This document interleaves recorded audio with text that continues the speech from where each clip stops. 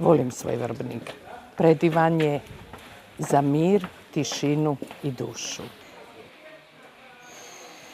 Moji roditelji, moji bake, prabake, svi potiču iz Vrbnika i ne bi se mogla nigdje ni zamisliti nego živjeti sada tu u Vrbniku. Svako vrijeme ima svoje draži. Ljeto, gosti, zima koja ima isto tako svoju posebnost.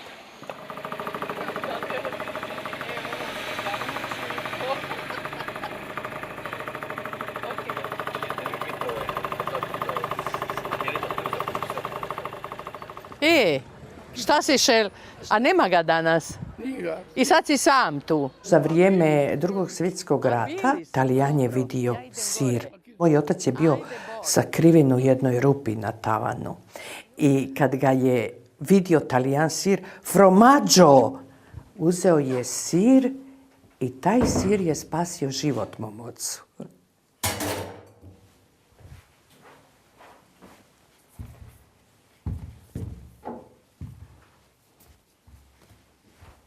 Ja se sjećam da je još moja baka radila sireve na jedan malo drugčiji način.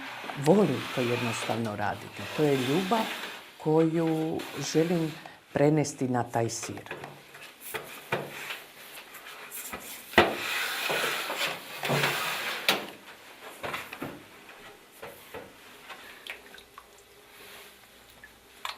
Baku sam u više navrata gledala. Poslije sam ja počela sama proizvoditi taj sir, pripremati, naravno, i educirala sam se za tu proizvodnju.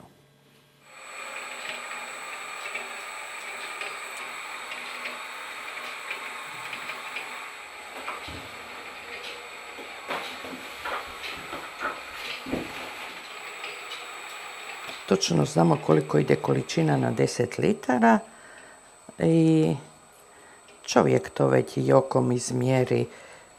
Volim kazati da nekad trebamo znati i očima vagati.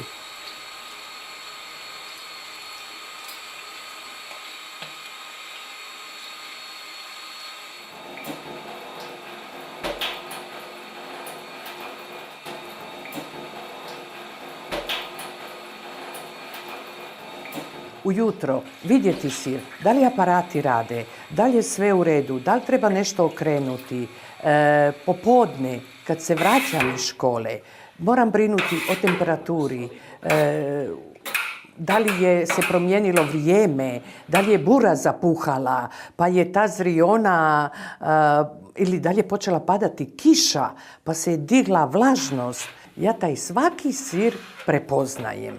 Desi se da sir padne, desi se da sir se nije dobro osušio, okrenuo. Ja točno znam svaku povijest tog sira. I ja kad ga pogledam i za mjesec dana, aha, ovo mi se je desilo tom siru. To je taj sir.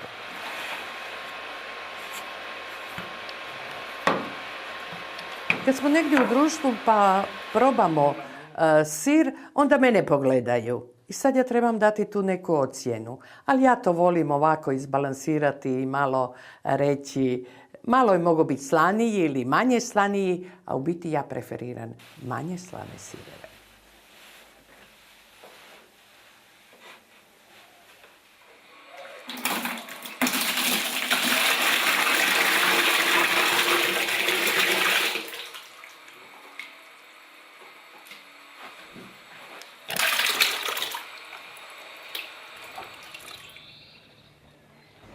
Dobar dan. Jeste se naspavali? Evo ga, danas ćemo početi raditi jednu samostalnu vježbu. Samostalnu vježbu ćemo napraviti od postojećih ponuđenih namirnica. Raditi ćemo jednu hladnu priču, raditi ćemo jedno gotovo jelo sa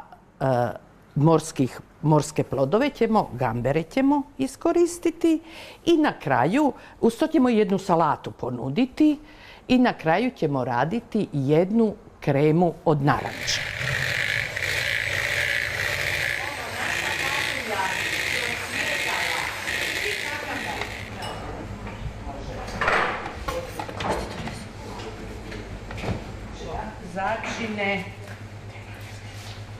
I počnite raditi. Ja sam u jednom momentu bila bez posla i tadašnji ravnatelj je čuo da sam bez posla, zvao me na razgovor i ponudio mi je posao u školi.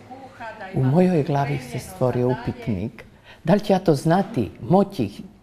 Jer je to bilo sasvim nešto drugo što sam do sad radila.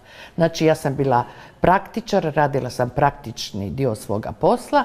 Odjedanput ja to svoje znanje sam trebala prenijeti na mlađu generaciju. Vrlo me je to brinulo i bilo mi je teško ispočetka kako svoje znanje prenijeti na mlađe generacije. Kad jelo radite koda ga za najljepšeg gosta radite, koga najviše volite. Kad budete radili hladnu priču, pošto smo mi bili u Lisabonu, radili ste preko Erasmusa, radili ste u hotelima i restoranima sa 1 i 2 Michelin zvjezdice.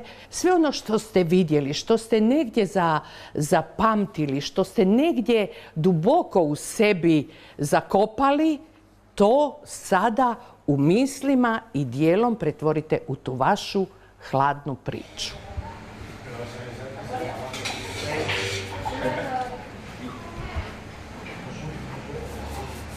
Ja bih strašno voljela da se izrealizira ovaj naš projekat u Bolonji i u Dublinu i htjela bih svakako da se mi počnemo malo pripremati, bez obzira što još nisu rezultati, ali kada sad vidim ove fotografije Lisabona, onda tek vidim kako je to bio u stvari pun pogodak za naše učenike i koliko su oni tu naučili.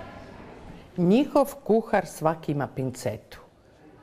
Sve radi sa malim zalogajima i malim stvarima. To je bilo ono nešto, to je njemu bilo kao olovka. Što? Pinceta. Pripremaju.